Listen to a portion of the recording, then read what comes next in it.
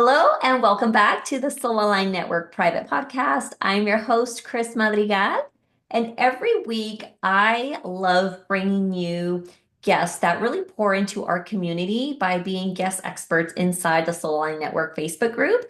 And today's no different. Today I want to welcome Rosaly Didonna, soul aligned coach and founder of the Purifying Place. Rosaly helps women return to their truth, reclaim their power, and align with their highest timeline through different modalities. And her work is really rooted in embodiment, faith, and self trust. And today we're going to go into a powerful conversation around self trust over self doubt and the true path to freedom. But before we dive in, welcome, Rosaly. I am so happy to have you here today. Thank you so much, Chris, for that introduction. And I'm really excited to have this conversation with you.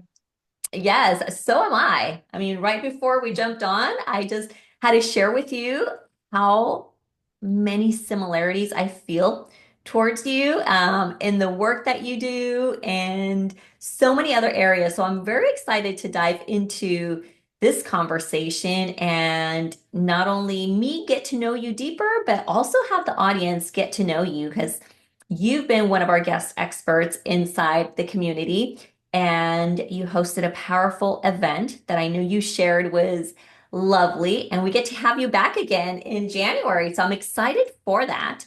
But before we get into that nitty gritty of our conversation, I'd love to hear from you. What was it that led you to the work that you do today?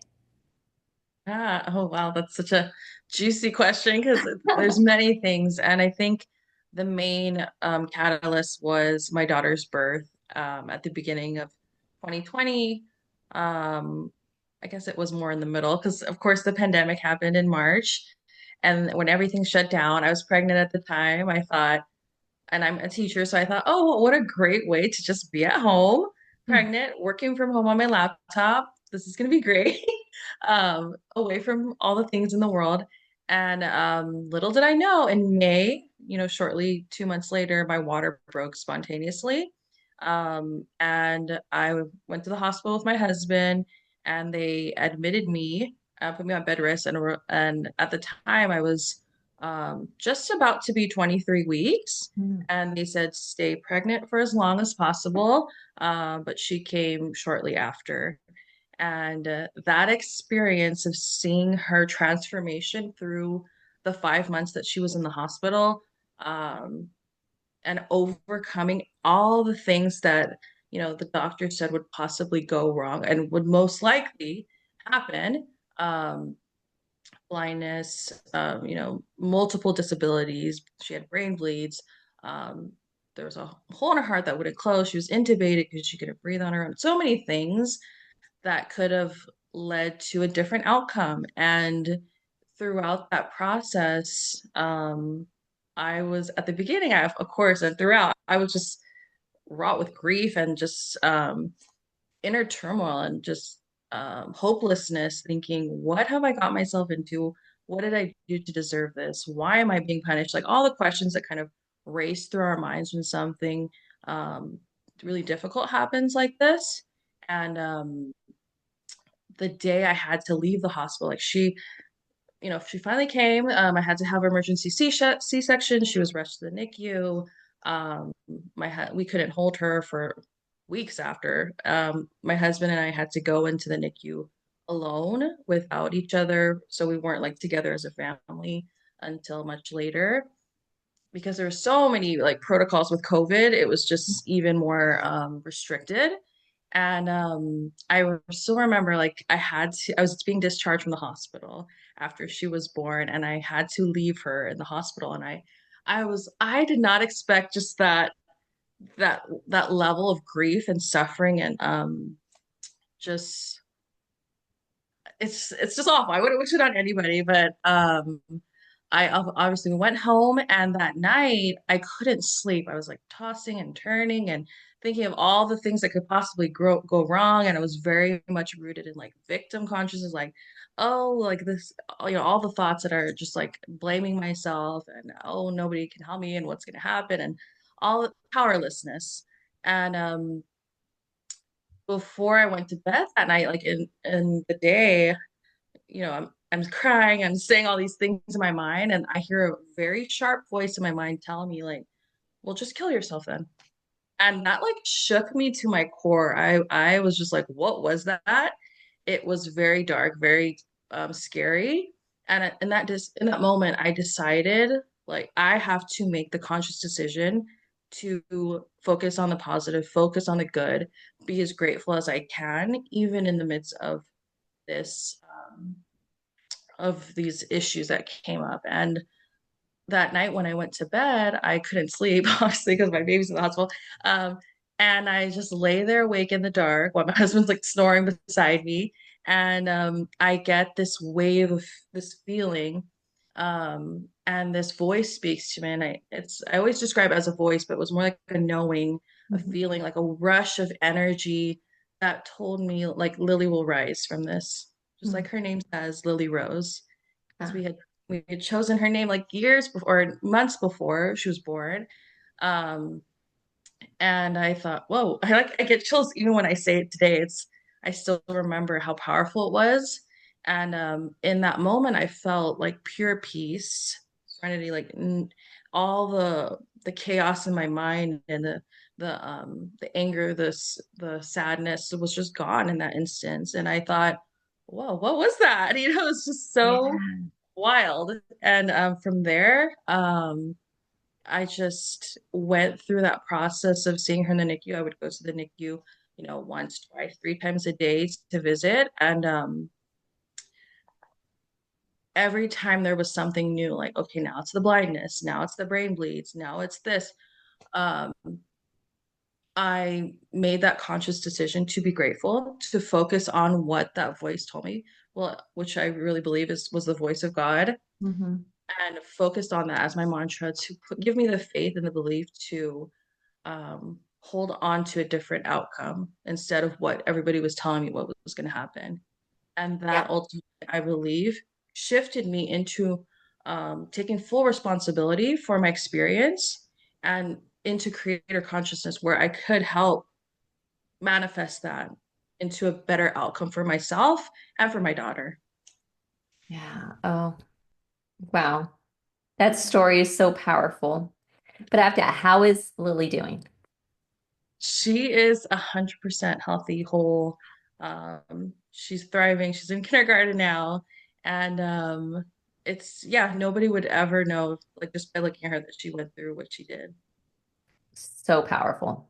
So powerful. Oh my goodness. I feel like I want to have a sidebar conversation with you on just all the things as well. But I want to know from you, like, how did becoming a mother, especially this story that you just shared, really shape your spiritual awakening and your path in leadership? Because I feel like there's got to be a deep connection there. That's such a great question. After she was discharged from the hospital, um, I kind of was talking to God before this happened. I was slowly like deepening my relationship with God. I started talking to God because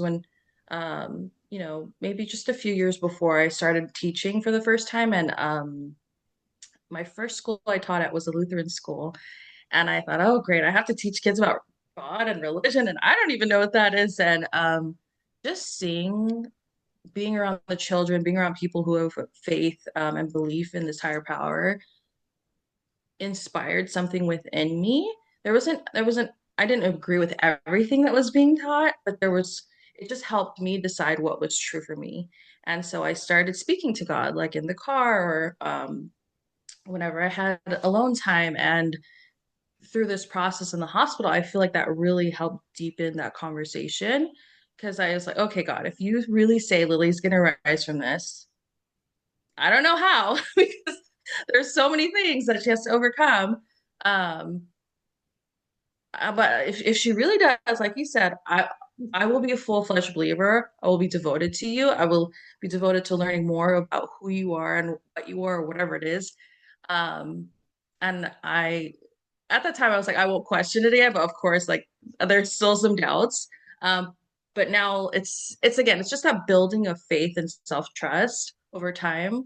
Um, So after she got discharged from the hospital, I still remembered that I made that promise to know who God is. And I decided, like at the time, there was a lot of symbolism with Jesus, Mother Mary going on in the process of what happened and getting all these signs and synchronicities. So I decided to learn about the Catholic faith, which is at the time I was working at a Catholic school. So I did the Catholic initiation process and I to learn more about God and Jesus. And from there, it was like pieces of the puzzle starting to get put together. And even just working at the Catholic school, learning about the crucifixion, the resurrection, and all the symbolism that goes with what happened in the hospital as well. And the meaning I made from all of this was showing God was showing me um how I lived in the hospital where there was so much going on and hardship and noise, but I chose not to be a victim of the flesh, of this bodily world, of this 3D world. And instead, I decided to tune into something that's greater, that transcendent. And so I realized over the course of, not then, but now, over the time, I realized what he was really showing me was to pay attention to not just my physical self, but our eternal selves. Mhm. And because we're really one with all that is. And he was really showing me that unity consciousness. And when we can tap into that, we can be co creators of our experience. And so, a lot of things come up when people ask me, like, how are you supposed to stay aligned and be grateful and stuff when terrible things are happening? And I Right. realized, like, yes, we might think they're terrible, but we have the limited awareness as humans.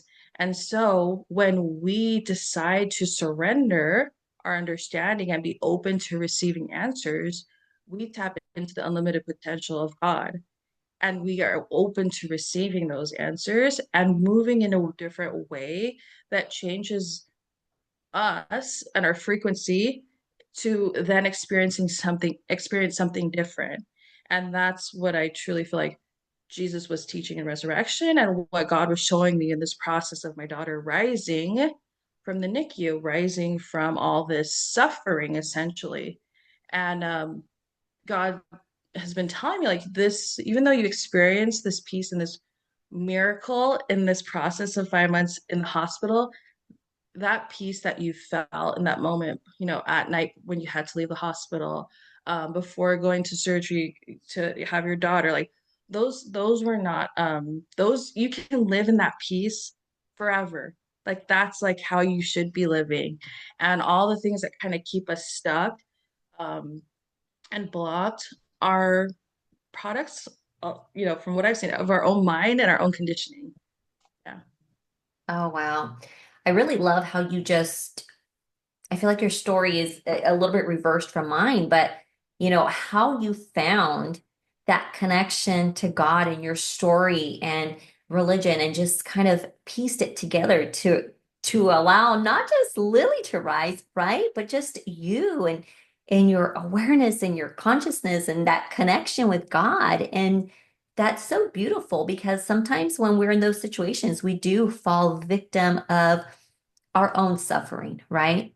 Like I remember one being shocked that I was going to have twins. That was the first shocker. Our son wasn't even two when they were born, but it's like you hear one thing and then it's the next. First, it's their heart, and then it's their kidneys, and then it's their lungs, and then it's this, and then all the different things that can happen. Our daughters have a diagnosis called 22q deletion syndrome.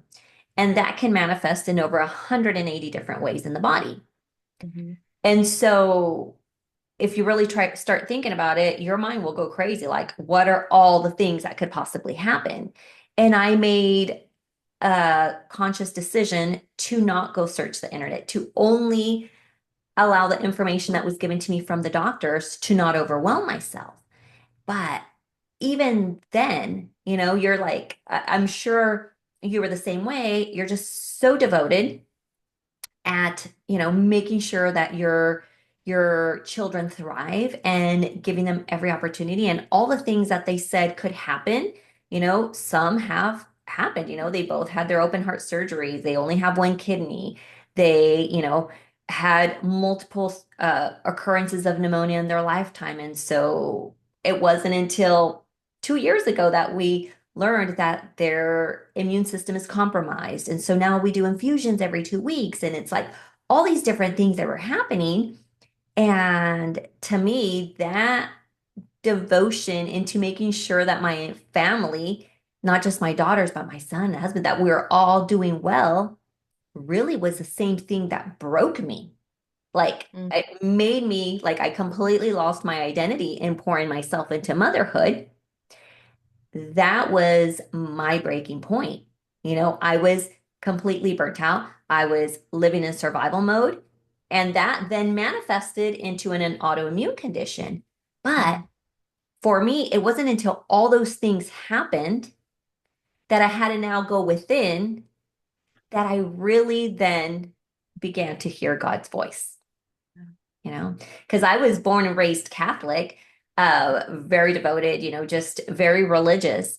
Um, But it's also at the time that I learned that my prayers were more focused on like, what can I call it? Scarcity. There was just fear-based prayers. My prayers were, had an underlying fear attached to him. And when I was able to release that and say, no, God is a co-creator, like he put me in this spot, in this situation to be their mother, to guide them. I never, God, underestimated the power of God and everything that they told us could possibly happen. I'm like, well, we're going to just do the best of this. They're doing well today, yeah. considering everything that they told us. There's Mhm. still things, obviously, that we'll always monitor forever.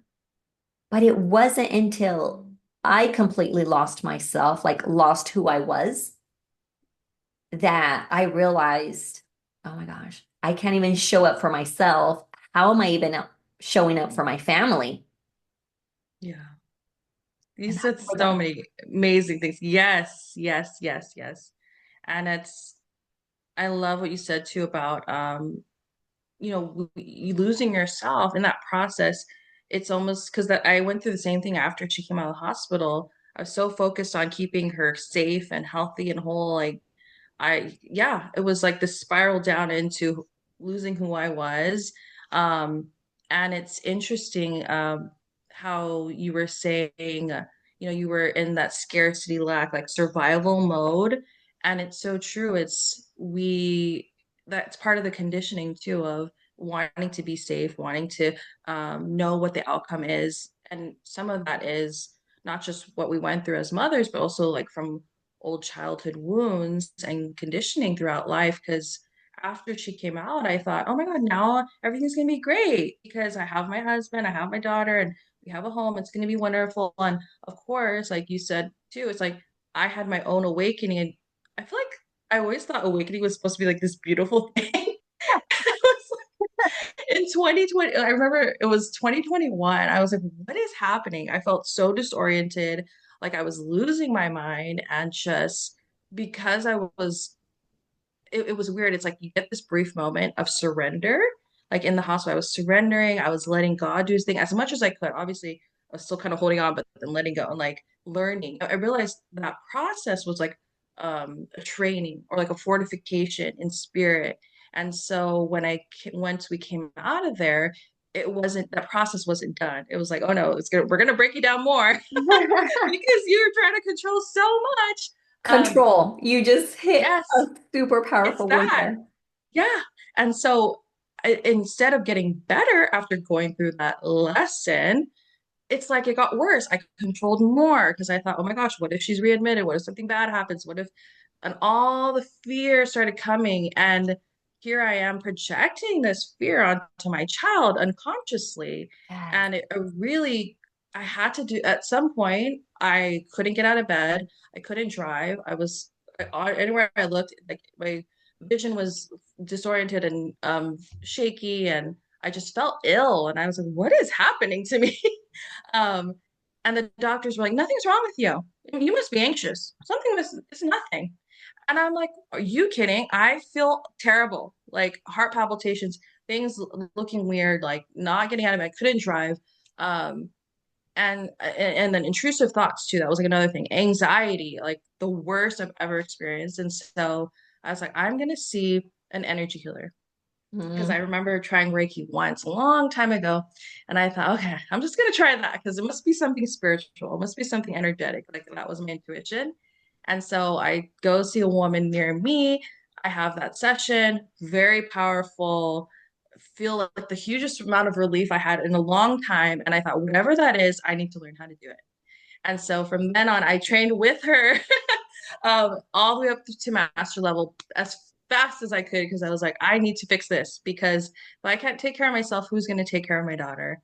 And the more I learned about Reiki and and all the stuff, piecing it together with what I had learned in the hospital, what I learned with the Catholic faith, and all my experiences and all the truth that I've sought over the time of my life, because I feel like you are too, we're truth seekers. And Right. and piecing that all together, I realized, oh my gosh, this is what I needed. And as projectors, we like talk about being projectors. I needed to clear my energy. I needed to be aware of my energy in a way where there was so much in my energetic field that was holding me down because of what I had gone through. And so I feel like it was God's way of showing me, like, you birthed your child and she is this miracle of life.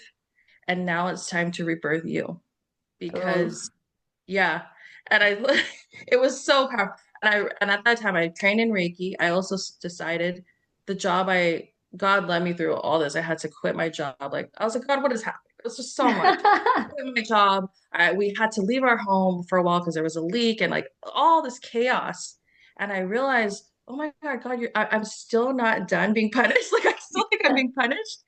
And I realized my mode of control for so long in my life had made it into this monstrosity, an ugly thing that I didn't even realize was that because I was just trying to be safe and secure for so long. And this was just God's way of breaking down all the things that I was not and showing me who I truly was.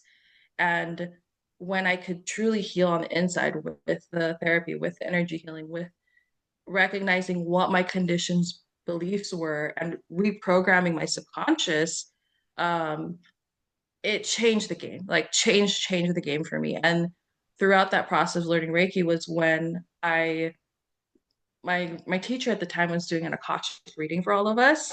And I still remember like entering the Akashic records right at that time. I just started bawling. I just started crying. I felt like all this disarray of energy, and I was like, what is happening? Like again, throughout the Reiki process, even then I was still kind of skeptical. It's like, this is real. Like, what are we doing? You know? And so I feel it. And she said, ask a question before have a question prepared. So I Hmm. asked the question, what is this all for? Like, what is this for? What am I supposed to do with this? What am I even doing? And I remember like two like energy beings or light beings or whatever, I don't know what they were, came down and they both tapped me on either side of my shoulder. And when they did that, I just felt again that unwavering peace, that deep serenity, just it just felt pure and like holy. And they told me like, you'll take what you've learned to arise the way you did, to decondition, to renew yourself and your mind in this process, and you'll help others do the same and help them transcend their own suffering, just like you did and just like you are. And I said, really? Okay. And then I said, I was like, well, what's it going to be called? Because for me, I'm like, I don't even know. They told me it would be a business. And I'm like, I know nothing about business. I've never wanted to be a business owner.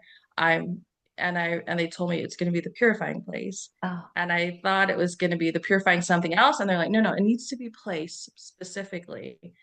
And I thought, oh, that's very specific, but okay, thank you for the name.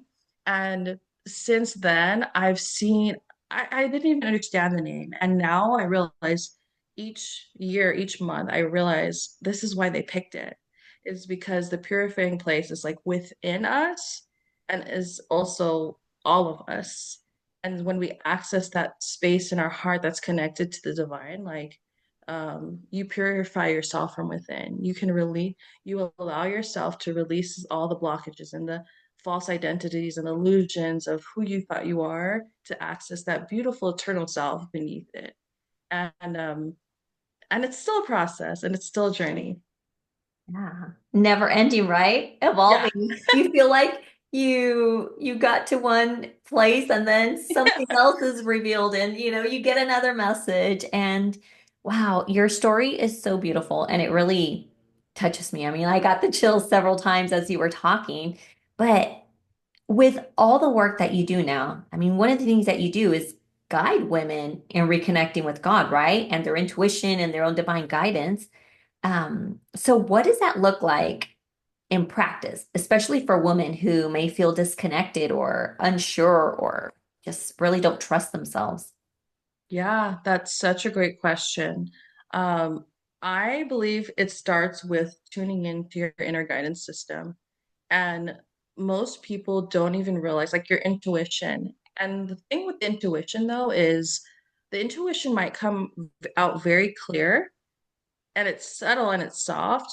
But what happens a lot of the times what they see with clients is they will hear it, they will feel it, they will know it, whatever it is, but then it'll immediately get sucked up by the mental plane. The Hmm. mind will start making stories and making judgments and saying this and questioning and so it confuses people and they think, oh, or people start operating out of their conditioned beliefs, start repeating old patterns. And so they think, oh, that's just woo, like it doesn't work. And so part of the process that I help my clients with is releasing those blocks and reprogramming those beliefs at a subconscious level. Because, and I realized that was like one of the main things for me, which is why after Reiki, I still didn't feel good. Like I felt, my body felt better. But I was like, I'm still anxious, maybe less anxious, but I still feel anxious. I still feel kind of defeated almost. Like I didn't feel empowered. Like my whole life I've just been doing my best and striving for goals. And I think many of us can relate to this and still somehow feel like behind or why didn't I hit that goal? Why am I not like them? And I'm giving 110%. And I realized all that, like you mentioned before, was this lack mentality and this programming of you're not enough, you're Hmm. not good enough, you're not whole, which is false. All of that is false. And so when I could tap in, slowly over time through this process of, like I said, therapy and also doing my own Reiki and now learning how God was like, okay, you don't feel that good and learn coaching. It's like God coaching. Um, and why coaching? And he's like, just do the coaching. And I realized now the coaching needed to come in to help integrate because the Reiki and this is I've seen this in my own life and in other people's like they do all this energy healing, but then they're like not grounded at all. And so Hmm. it can kind of and if anything, depending on the practitioner you see, it could be raising up all of these old emotions and wounds and you're reliving them over again. So Yeah. and honestly, it's hurting you. Yeah. And so I realized that's what was happening was I would get the sense of relief, but then the things would come up and then I had no way of integrating them or putting them into this present future perspective. And so I would just kind of go back into that old pattern way. And it was like this fight. It's like step forward, step back. And so I was like, okay, God, I'm gonna do this spiritual coaching. So I like Google Place. I kid you not, this is how I operate when my intuition's very sharp and God tells me something. Now I know, just do it. Like because I feel like there's certain instances throughout my life where I've just listened to God and it's worked out in my Mhm. favor so much. And other times where I'm kind of like, I don't know. But from this point, I already know. I'm like, okay, God, I'm doing it. So like search up a spiritual life coaching school. I find Star Seed Academy, Minerva Maharaj, who's like the owner and now one of my mentors. I'm like, if that's it, it's her. I'm gonna like do this training. And that was like another huge, huge awakening for me to see. I thought I was already very like intentional and perceptive and aware. And But when you allow yourself to be held in a space by people who are willing to support you in uncovering all the gunk that's been placed upon you over time, so much comes up. Yeah. So much comes up. And that was just another, and that's what I do for my clients now. I hold that space. I allow them to release, and because a lot of people don't even realize it stems that far back in their childhood, and they don't realize it's been affecting them for this long. Yeah. Yeah. Oh, wow. It's funny as you're talking, I did the things, right? I became a life coach, life career coach, mindset coach, because my goal initially was to do executive coaching in corporate. I was in corporate for 20 years in human resources, and I went in to get my coaching certification because I was sure that's what I was going to do. But in the process, things just started shifting and shifting. And then, the messages and something very interesting started to come up, which was the spiritual side. You know, Mm, you're supposed to be leading in a spiritual way and spiritual coach and a spiritual is. And I'm like, but that's not what I'm doing. Right. It's like, that's not what I'm doing. That's not what, and it continued to come up. And I was in a session. Oh gosh, it was last year, but I'm trying to remember which one of the sessions it was. It doesn't matter, but it was in one of the sessions, and it's like, you're here to lead spiritually. And I'm mhm, like, but uh, that's not what I'm doing, right? And it's like, this is what I do. Like, I help women return to themselves. Like, this is just in my coaching practice. That's what I do, right? And it was like, well, you're already doing it. It's just the word spirituality is just, I don't know, maybe right now I want to say maybe a little bit overused and in a way, but it's like, no, it's really returning to their self, to who they truly are, deep inside, reconnecting to them at their core. And you're already doing that because I had just explained what I was doing. And I'm like, okay, but it still kind of felt odd to me to be like, oh, spiritual leader, spiritual coach. Oh, but it's like, you know what? Okay. And I just left it there, and back in November, it was interesting. I was in a QHHT session mhm, and quantum healing hypnosis therapy for those that may not be aware of it. And I was in that session and it was so beautiful during my session, like Jesus really came to me. mhm, And there were three different parts in my session where this big, beautiful, bright light was just shining. And at the end of our session, when I was talking to the practitioner, she said, look, every time you mentioned the big bright light, mhm, you were talking about fear. But mhm, in that very moment, the room itself illuminated. And it was a cloudy, rainy day. And the room was dark. And she said, every time the light, you mentioned that bright light, it was just this room physically got brighter. And when you mhm, said it was gone, it dimmed away. And so it was so powerful to just kind of know that in everything that we do, Jesus is like present, God, source, the universe, whatever you relate to. It was so present. And even at the beginning of our session, when we were just getting started, she said, oh my gosh, I got to stop. I'm getting the chills. She's like, Jesus is here with us. And he doesn't come very often to me. So he's here because of you. And then she went and she proceeded and started talking. And I think we both got emotional in the session and everything. But at the very end, when we were closing out, she brought it back up. You're a spiritual coach, you're a spiritualist. And I said, time out. I'm still, fighting. Time out. Why do you keep saying that? Like I don't really carry that as a title or anything. And she's like, well, you are. Whether you accept or not, that's what you are. And just own it. And it's mhm, like, you know what? We just got to own the gifts that we have. Just like you said, just own it. It's part of who you are.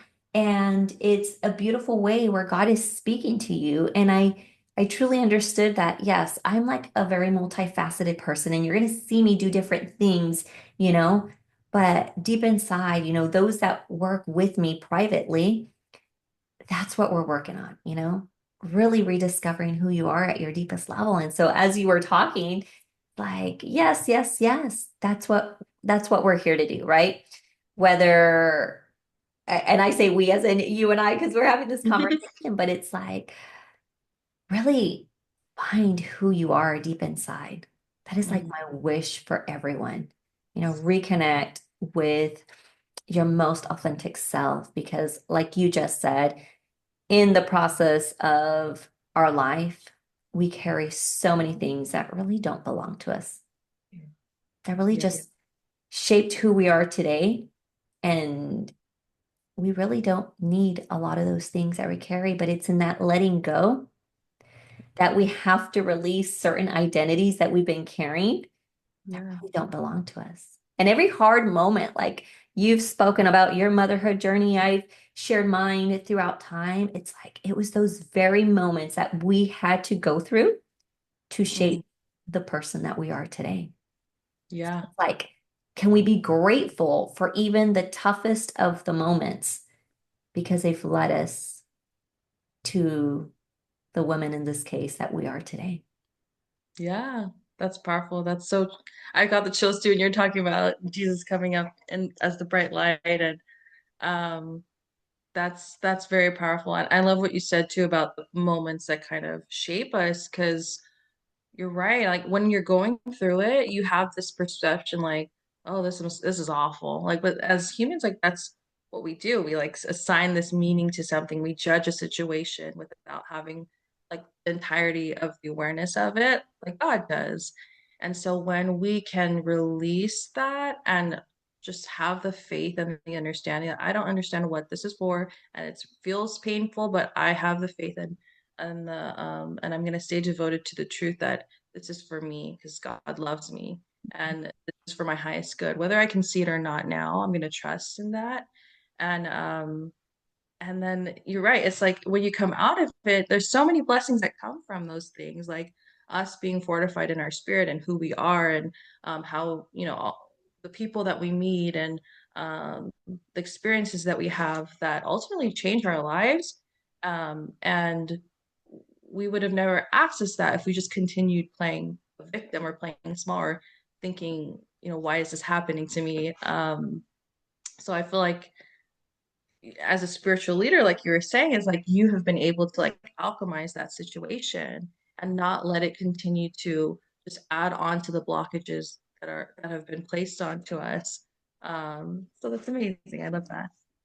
And one final thing as we begin to close out, because you said something earlier in the conversation, and you said, you know, we begin to project all our fears onto our family, onto those around us. And that's so powerful because we do that unconsciously. But what I can say is, throughout that whole decade that I was in survival mode, projecting my fears, I could also see now in retrospect the anxiety I was Mm, also projecting on my family. yeah. And so, as I've healed, as I've learned to alchemize this, and I mean, my husband is a completely different person now, which is a story for another day, but just your healing will activate somebody else's.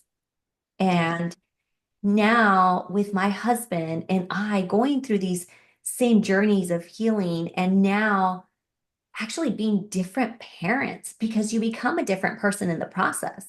Now we're different parents to our children. And just this morning, I saw one of my daughters walk in who was, I mean, she still has anxiety. There's still anxiety there, but she walks in the morning and she's like, just out of bed and this big smile on her face. And I've never seen her smile so much like I have in the last year, I'm going to say, because she was somebody so wrapped up in so much fear and anxiety and just helping her release that, you know, just a simple smile and seeing her at a calmer place in her life, as well as my other children, right? But it's a satisfaction that you look back and you say, well, this whole journey has led me here.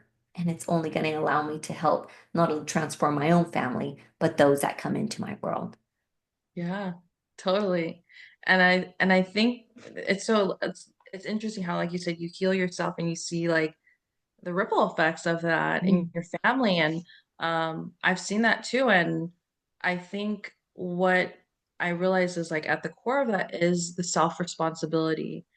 Because once you can take the responsibility of, okay, it's not my husband's fault, because I at some point I did that too. It's not my husband's fault, it's not my daughter's fault, it's not anybody's fault, it's not my parents' fault for it's and I'm not negating that we had those experiences, but we don't have to continue to be a victim to circumstance because we allow that when we continue to relive it and replay it over and over in Yes. our mind, instead exercising our free will to hold this responsibility. Because when we hold the responsibility of what we create in our life, we are identifying with our truest self as creator, as someone who's whole, abundant, powerful. And so when you can access that point inside of you and decide all the things I'm experiencing in my state of being, in my energy, in my vessel, in my home, and all the things I've manifested are a reflection of me and what's going on internally. And when I can take radical self responsibility for that, I decide to work on me. But in the conditioning of this world, we're taught focusing on yourself is selfish and you Mhm. shouldn't do that. But what you were describing and what is I've found is true for me and many of others is when you focus on yourself and commit to devoting yourself to knowing who you truly are at a deeper level and allowing yourself to feel who you truly are, which is pure love, acceptance, wholeness, abundance, all those beautiful, powerful things. Then from that overflow and joy, and you bless everyone else in your life. So it's focusing on yourself is not a selfish thing. It's the most giving thing that you can do. Yes. And I think you did that when you accepted, like, I am a spiritual leader. I'm gonna focus on myself. I'm gonna, and that's what I feel like I try to teach not just my students, but my clients too, is I'm not here to treat you like a victim. I'm not here to treat you like you need a handout and you need all this stuff. I'm here to see you eye to eye as someone who is divine, who is whole, who is the creator, who is powerful. And I treat you in that way to help you see yourself because us talking down to someone or thinking like it creates this detachment and this egoic like power struggle. Whereas, and I think that's why it's so important the work that we do in holding this space because it's not everybody can hold that space, right? Because sometimes people are so wrapped up in what's going on, and it's not to blame anyone. It's just it happens, and like we've been through that too. And so I think the best thing people can do, and what I and you, I'm sure, continue to do, is focus on healing within, because Hmm. like you said, it's always a process. It's going to continue. Um, and until we deepen our understanding of who we are and who our creator is and our oneness with all of that, then we still have more to learn in this human experience in this life. We do. Oh my goodness. I think our conversation could go on forever, but Yeah. but in the interest of Love it. time, for all of you that are listening and have resonated with what Rosaly has said and just want to learn more about the work she does because she just fell short right now in all the different things that she does, but really connect with her. If you're feeling called to deepen your self-trust, your healing, your alignment, just make some time to connect with Rosaly and explore her work. But so let us know, Rosaly, what is the best way for people to contact you? Yeah, you can find me at thepurifyingplace.com or at the Purifying Place on Instagram and on YouTube. Perfect. And as part of the Soul Line Network, she is also going to be sharing more of her wisdom as a guest expert.